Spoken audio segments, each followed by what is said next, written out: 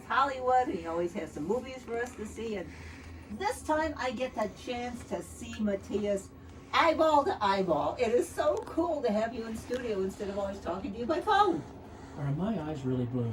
They are, and they're so sweet. Oh, thank you, Mary Jane. Always a pleasure to be with you every Friday night right here on Pop-Up, the voice of the foothills on K-High Radio. Or let's switch that around. K-High, the voice of the foothills, with which we are in the Pop-Up program. And don't forget FM 104.5 too. I know, isn't that fantastic? Yep. Matthias Bumbal's Hollywood, reaching you on AM and AM. And FM. AM and FM, and we audio stream, and we podcast, and we have an app on the phone. We may be a small station, but we've got the technology. That's right. So khigh.com, by the way. Yeah. Oh yeah. Absolutely. We got a couple movies, right? We have a couple of movies. We have a sweet movie and a bizarre movie. I don't know which is your preference to. I want to hear. First I'm ready fleet. for bizarre. Let's go for bizarre. We've got a film with MAB Mikkelsen, who is often, he's a Danish actor, who is often in these incredibly robust action films. Okay. And this is sort of what you'd expect from this movie about revenge. It's called Riders of Justice, and you're thinking, gosh, is he going to be acting out some sort of sense of revenge and vengeance on all of these people who have wronged him? How is he wrong? Well, in this case, there is a man on a train, and he thinks, well, gee, there are two ladies standing, and I'm seated. This man is a mathematic geek.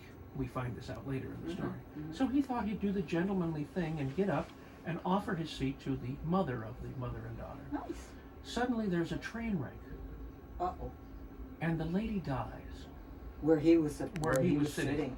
So now the daughter is not necessarily orphaned, but she's without a mother. She goes home to her father, and she's of course sad by the loss of her mother. But the mathematician, who's sort of a geek, noticed some sort of strange behavior on the train just before the accident. He suspects it isn't an accident. So he, with his other computer geeks, who are all math brain guys, come up with all these possible scenarios, and they believe that the thing is a setup, and they use the dark web to find out about images of all the people on the train so they can figure out who was involved. And they go to the widower, Mads Mikkelsen, saying, we don't think it was an accident, and we think this is the guy that did it. Well, MAB Mikkelsen, in that emotional state, decides he's going to go find him.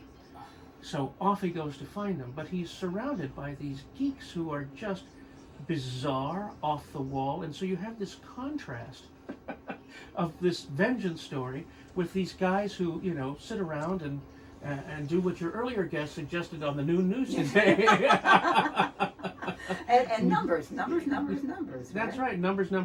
So it becomes a very bizarre movie because you have an action story of revenge with these nerds who are, you know, complaining about their computer monitors not having the right resolution and things that nerds worry about, like that we usually don't say, who cares? And they keep picking up other strangers off the street and bringing them in, and they're all involved in this. And of course, once they start knocking off some of this gang that allegedly blew up the train, there's vengeance involved, so they're chasing all of these guys. So it becomes very interwoven and strange. And I haven't seen such a wacky movie in a long time, but they pull it off. It's actually very entertaining. And I'm not the kind of guy who likes a vengeance story and people laughing at it.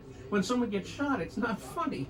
But this movie manages to make that happen. It's very strange. It's called Riders of Justice. It's playing in theaters everywhere with Mads Mikkelsen. Now, the movie is in Danish, but there are subtitles in English. I hate subtitles. I know, Mary Jane. I know you do.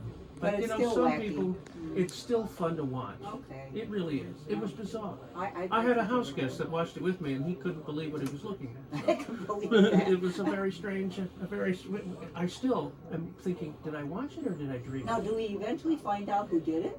Oh, yes. I won't ask you who did Yes, it, yes, but yes. do we eventually find out? Yes, but there are some variations on the path to that result that makes you think, oh, was it all a mistake? Did the nerds get the wrong information and he's just knocked off a bunch of people who shouldn't have been knocked off? Well, you'll have to just watch it and see. It's Riders of Justice with Mads Mikkelsen. Now, you know I love animals.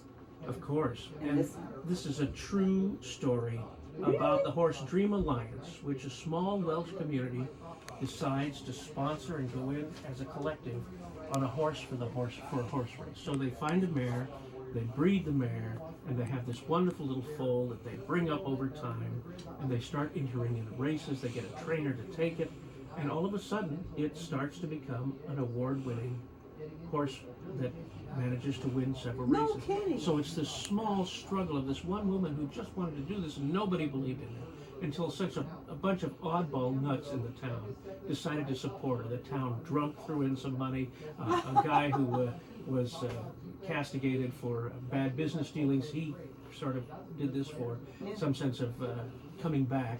And just an odd bunch of Welsh characters.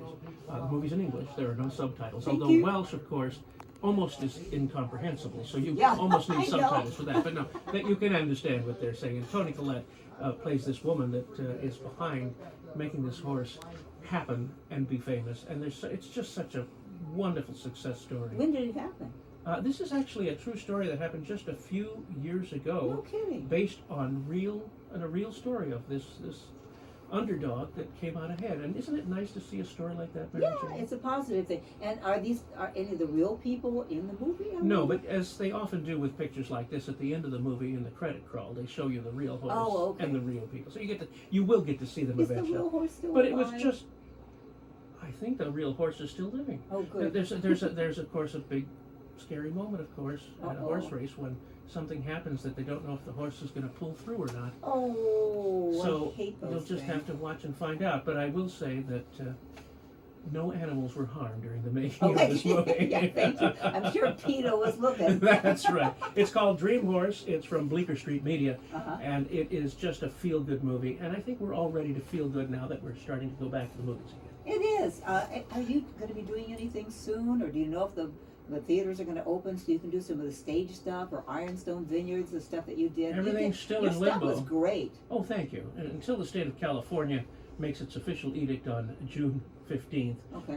nothing will gear up until it's officially okay.